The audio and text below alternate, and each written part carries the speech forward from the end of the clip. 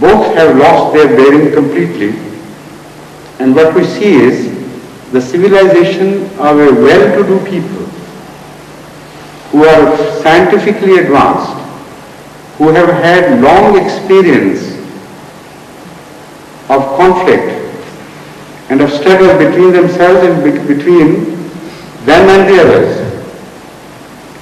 And they are a few centuries ahead of us, not in religion, but in that experience and that learning process.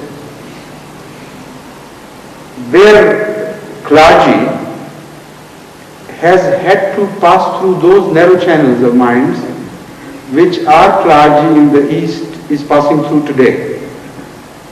Their conduct in religion, their behavior towards other mankind, their so-called supremacy over others in piety and religious values, all that is an experience of the West left far behind in centuries.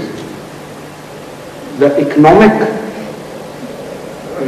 phase of economic development through which we are passing today, if you want to observe the West passing through the same phase, you better start reading English novels covering that period or English history, if you want to be more sure of it. But there are certain English novelists who were very true in depicting the culture of that time and the habits of that time and the economic values and how they came into clash with each other. Today when you see a few boys being abducted for the sake of forced labor in Pakistan or in some other eastern poor countries, when the West is found in the same stage of economic development, you would see much more horrible pictures evolving there and much more intensive. When you see religious hatred in exercise in some eastern countries in the name of Islam, one thing is positive, that Islam doesn't dictate such things. So does not Christianity. But when you go back in history, when the same period is found in the West as we are passing through today, you will find much more heinous atrocities were committed by the Western people than centuries of despotism on the part of Muslims could have produced. And this is historical evidence. I have given it before. I can repeatedly give it, and so far I have not come across a single Western scholar who contradicted me on this issue.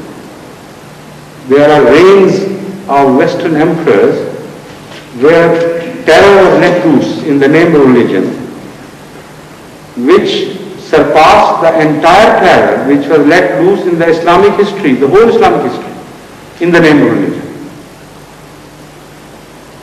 Just go through the history of plague, as I mentioned earlier, once here in this session.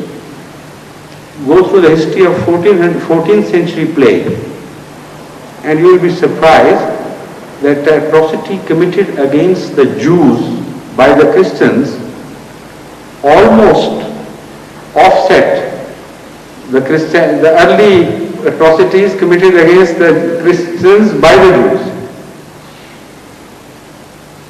The outshone, or I should say shone is not the right word.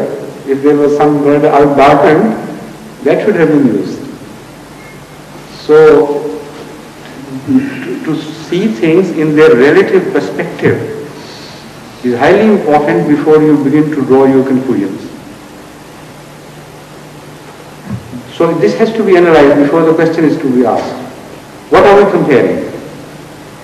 Comparing an advanced society which is 200 years ahead of us with a backward society and calling this Islam and calling that Christianity or something else, I mean, this is just stretching things too far, too much.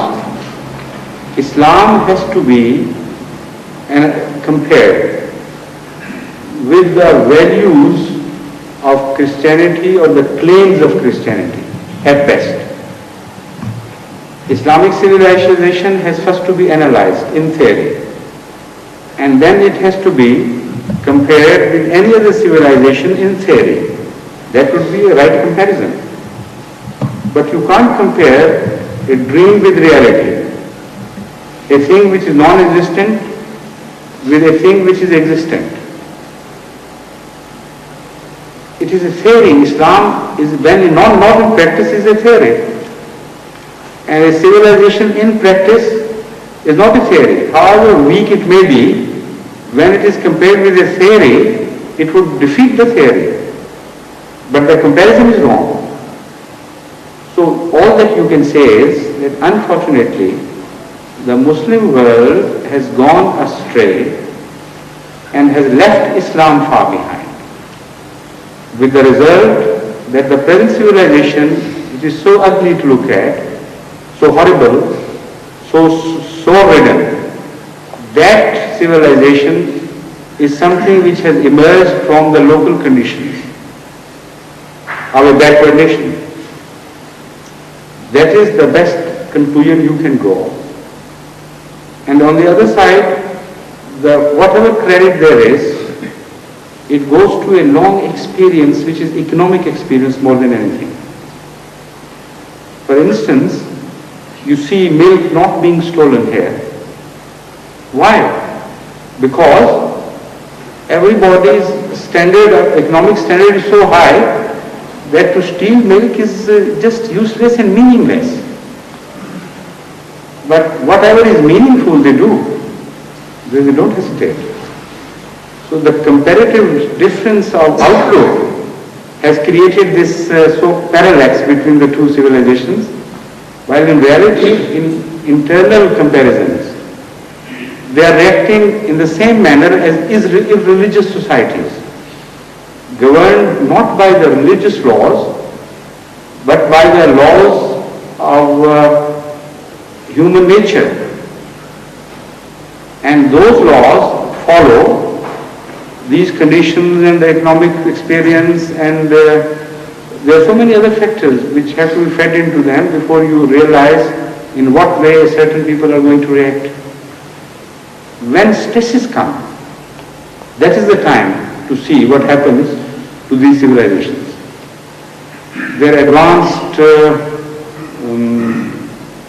their claim of advanced morality, for instance, the sheen of culture which they present to the onlooker. At the time of stresses, it completely vanishes into thin air. A very different and ugly picture emerges from within. Similarly, as I have been telling you before, the so-called morality is a relative term in the West.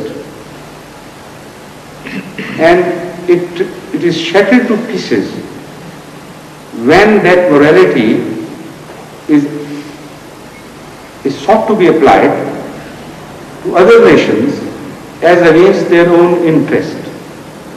That is to say, I will explain that further, when the moral concept of a Britisher is to be applied to a Pakistani, it won't equally apply in both places. If the national interest of the Britisher is served by that equal application, it will be equally applied. If it does not serve the national interest of a Britisher, the moral concept will go overboard, because the ultimate analysis of their morality is whatever is good for the nation is moral. The other day, a group from Cambridge, the students, some postgraduate students from Cambridge came here to discuss these things. So one of them asked this very question in a different manner. So when I told him about their moral concept and its relativity, the questioner fully agreed immediately. He said, I know this is very absolutely correct. I said, individually, when the question of justice comes, and when it does not clash with your national interest, you will be more just to a Pakistani, to a Hindu, to a Jew, than perhaps a Pakistani would be. But when you think in national terms, even if the whole nation is to be wiped out from the face of earth.